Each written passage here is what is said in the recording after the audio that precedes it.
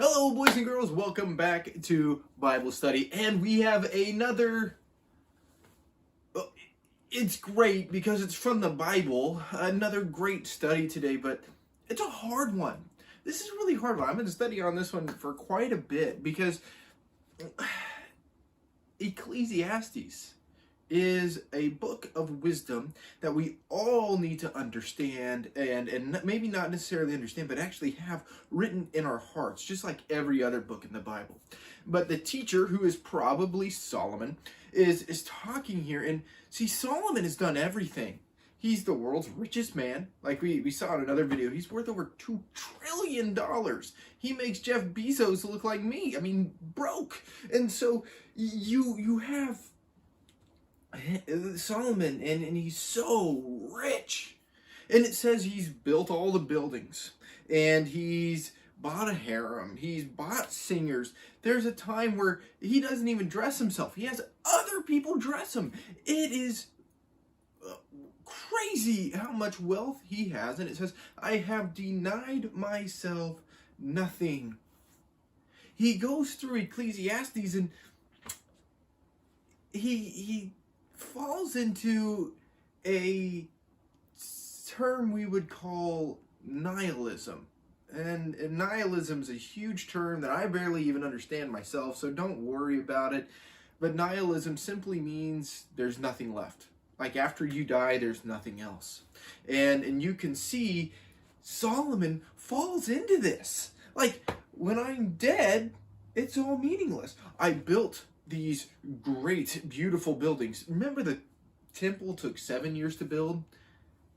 Can you guess how long it took his house to be built, Solomon's palace? 20 years. Like almost 3 times longer than the temple. And it is beautiful and it's magnificent. And he amasses treasure. And we have through history, we figure out Israel's down here, Greece is way up here, and he's got tolls up in Greece. I mean, it is insane how much money and how much reach that Solomon actually has. It's nuts. And he sits there in his palace, and he's a broken man. He doesn't find any pleasure. He doesn't see any meaning in the relationships he has, the buildings he built. He just says, when I die, it's going to go for someone else that hasn't worked for it. Even my wisdom that he asks God for, he considers to be meaningless, because it doesn't put him any further ahead in the end than anybody else.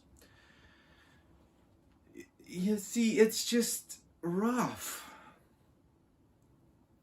because he doesn't have a hope in the afterlife. You see, this is what makes Jesus so powerful, is he eliminates this view of meaningless life, because he died, he was buried, and he was resurrected. This is awesome. We can find meaning in our lives because of everything Jesus did for you and me, because we have hope that it doesn't end when we die. And that's pretty neat. You see, Solomon got to the point where he was just focusing on his status and his social relationships and how people looked at him and thought of him, instead of looking at the status of his heart. Because God doesn't care about the clothes that you wear, the shoes that you wear, how good you are on your sports team. God doesn't care about those things. He cares about having your heart. And that's what matters. Find meaning in the fact that God created you. You are fearfully and wonderfully made. You are knitted together in the womb. You are an amazing purpose. God has a plan. You're it. Ephesians 2:10 says we were created in Christ Jesus for good works. And I like the way the Message tags that. Works you had better be doing. You see, you have meaning in your life because God created you. You have meaning in your life because God needs you to do wonderful things on this earth. See, he can do it himself, but he created you so that others could see him through what you do. Look, you are amazing, you are wonderful, and you have to realize and understand and figure out that there's a lot more to this life than what meets the eye. there's a lot more to this life because God is working in you and through you and for you. You are amazing. It is time for story time, so Lord, turn it over there.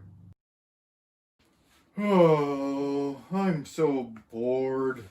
Life is just boring. I've got all these cool clothes. I got some decent friends, but I'm just so bored. I don't even know what to do anymore. I've got the latest, coolest games. I've got some neat clothes, but I just don't know what to do. Hey, buddy, how you doing? Bored. I mean, what's the point anyway? You're bored? Yeah, but you got the coolest house and the coolest game systems, and oh my goodness, you are just, how can you be bored? I wish I had all the stuff you had. I know, my life's pretty cool. Yeah, so why aren't you enjoying it? I don't know. Well, buddy, what do you think your purpose is in life? Purpose? What's a purpose? Well, a purpose is kind of like a mission. You know how, like, when a super spy or maybe a superhero goes and saves the day or does something like that? Yeah? What does that have to do with me? Well, those people are fulfilled because they're doing what they were created to do. Just like maybe you look at Superman and the writer in that comic book has a purpose for Superman, and Superman does it. What are you talking about? Well, you see, just like there's a writer for the Superman comics, there is a writer for your life. What? Yeah, God writes a story for your life. And when you live that story and you act out that story, you find meaning and purpose. You mean God cares enough about me to plan out my life and write a story about it? Oh, yes! Yes, he does. And that's how we find meaning. So I won't be bored anymore? Oh, I'm not going to say you won't be bored, but I know you'll find meaning. And with meaning comes excitement, and with meaning is purpose, and you'll be better fulfilled. Do you feel like you're doing what you're supposed to right now? No. I just sit around all day and kind of play video games and keep to myself and wear the coolest clothes, but am I really helping others or serving? No, not at all. See, that's the deal. God created us to live together, work together, and help each other out. And if you're not doing that, you're probably going to sit around bored and wonder what the meaning is to life. But it's pretty easy. Give thanks in all things and help others out. Be the light in the world God needs you to be. Oh, okay. Do you think we can learn more about this at Bible class? Of course. And you can find Bible class at the Eastwood Church of Christ. Ooh, I know where that is. 2500 North Plum. That's right. 9 o'clock a.m. in the morning on Sundays. We have amazing teachers. And you should go. They'll teach you even more about the Bible than what I can. Okay, 2500 North Plum, 9 o'clock on Sundays. And we have amazing teachers. Remember, that's 9 o'clock in the morning.